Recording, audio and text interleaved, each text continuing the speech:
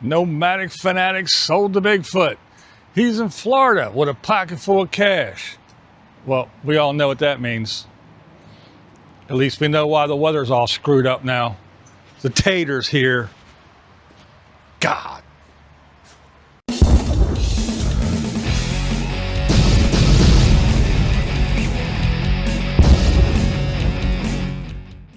That's right. Nomadic Fanatic sold to Bigfoot. So he decided to come to Florida. Yeah. That's why it's gray skies and nothing but rain. Yeah, because the tater's here. The little weather gremlin that screws everything all up. He just had to come to Florida, didn't he? Just had to. So with all that money in his pocket in Florida, want to take a guess where he's probably going? I don't know. It's hard to say with him, but he said they, so I guess Diana is back and they're traveling together. Oh, and before anybody gets in the comment, oh, you didn't post a link to the video. There is no video. Don't worry. Keep watching Nomadic Fanatic and you'll see the video. And he'll be telling you exactly what I'm telling you right now in a day or two or three. But as far as posting a link to a video, there is none to post. So get off my ass.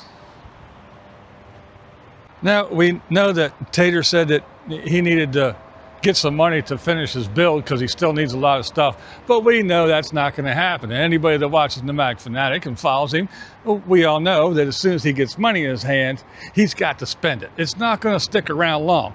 Yeah, a little chunk of it will probably go to some trinkets or something stupid for his bus build. But the rest, yeah, he's going to buy something, whatever, maybe some bags for the Harley or a couple more t-shirts or maybe even a trip to Orlando to go to, you know, the Disney stuff and maybe even some more Disney collectibles.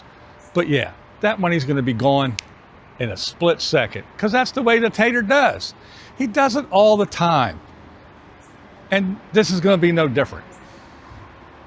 So, well, there's one good thing about knowing where he is, at least now, when it's gray skies and overcast and raining, I know who the culprit is. It's the little weather gremlin. He had to come to Florida and just ruin it. Just had to ruin it for me, didn't he? He had to. We know it's Tater's fault, because wherever he goes, bad weather, gloom and doom, it follows. But, I mean, we're getting some breaks in the clouds, but yeah. It's Tater's fault. No, don't blame it on hurricane season or anything else. It's the Tater.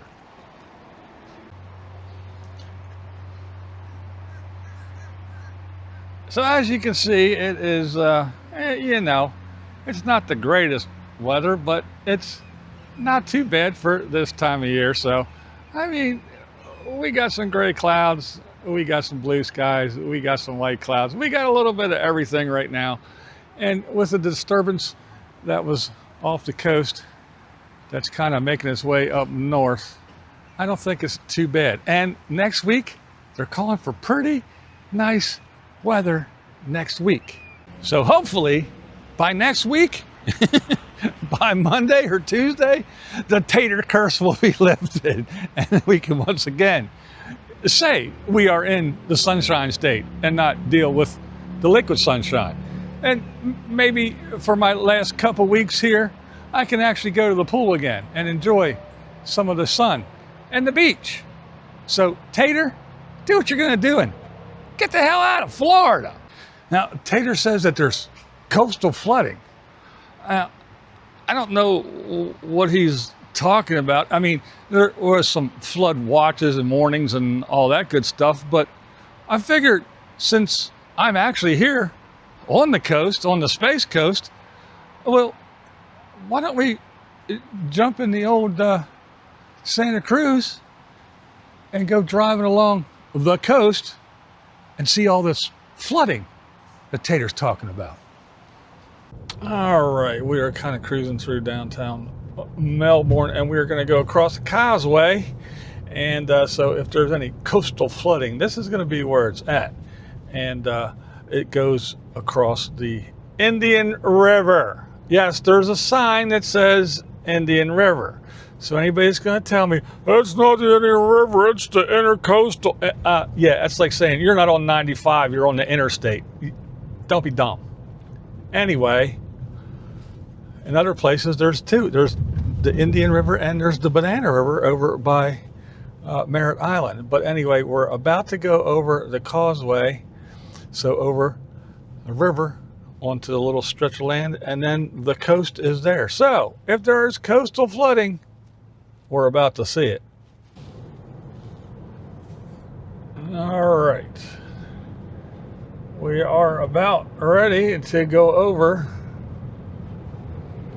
the Indian River. I'll show you out here. And there you go.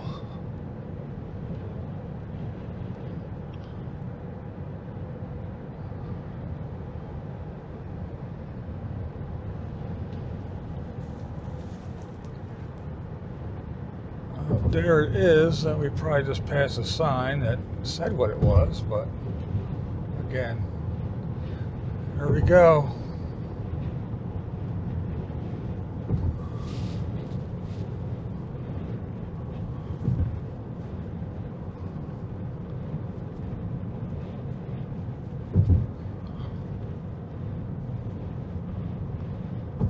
We come across almost to the other side. We're going to go down. We're going to go to the A1A, which runs along the coast. The beach is right there. As you can see, there's no signs that say road closed. There's no detours. There's cars coming both ways. And again, there is the river out there. People out there on their boats and carrying on. There's some fishermen. And here we go. All right, we are turning onto the A1A, and right up ahead, that's it. That's the end. That's the coast is right there. So we are on the coast. We are cruising the coastline. The ocean is right on the other side of those trees. So I guess we'll check back in and tell you if there's any coastal flooding as we cruise along the coast.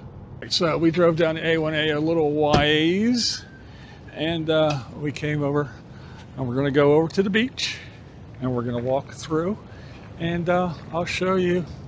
So far there was no flooding, but yeah, so here we go. I'll spin you around and we'll walk over to the beach.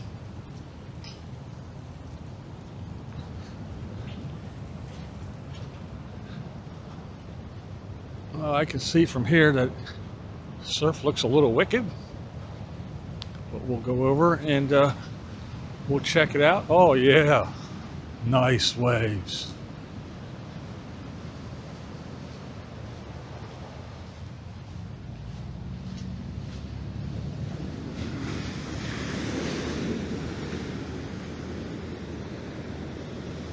Well, here you go.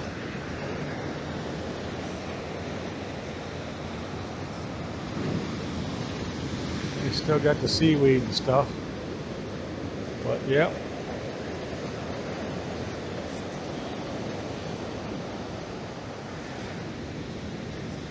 That's what we got. It's a little wicked. A little wicked indeed.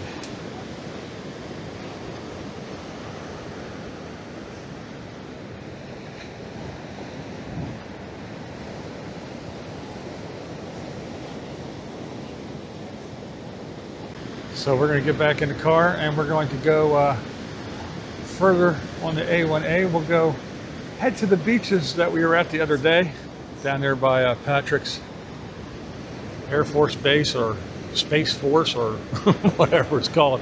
I want to go check out the seaweed situation and see what the beach is like there, and to see if we run into any road problems. Check in with you in a bit. All right, so we are continuing down the A1A. Haven't seen anything, no road closures or anything like that. Let's see, I wanted to say something, because the last time I said something about seeing a satellite dish track in the sky, someone said I was blind. Definitely blind, because I'm seeing things. So I figure I will make you guys blind as well and show it to you.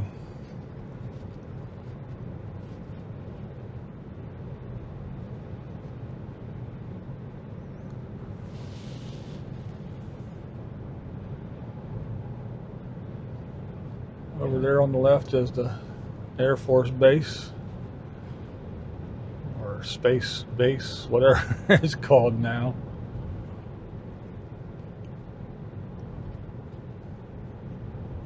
And then right up here, when I said there was a satellite dish tracking stuff, yeah, there it is. There it is. It was moving the other day, and I got that one. So yeah, I guess if I'm blind because I'm seeing things, now you are as well. But yeah, so far, no issues on the A1A traveling along the Space Coast.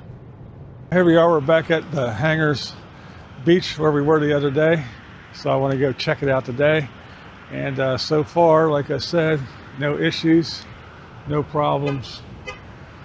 And there we are. Air Force Base right behind us. So let's go ahead and walk up and see what's what.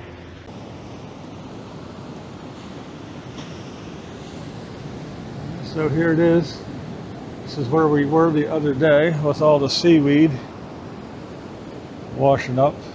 We were walking down there. So yeah, it is a little bit high, but no flooding, no issues. Everything's, you know, just a little stormy. But there it is.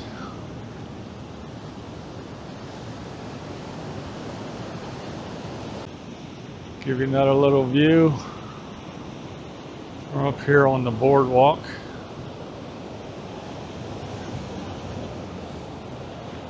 As the waves roll in. There you go. So yes, we have some high surfs. We have some gray skies, a little bit of wicked stuff, but no flooding per se.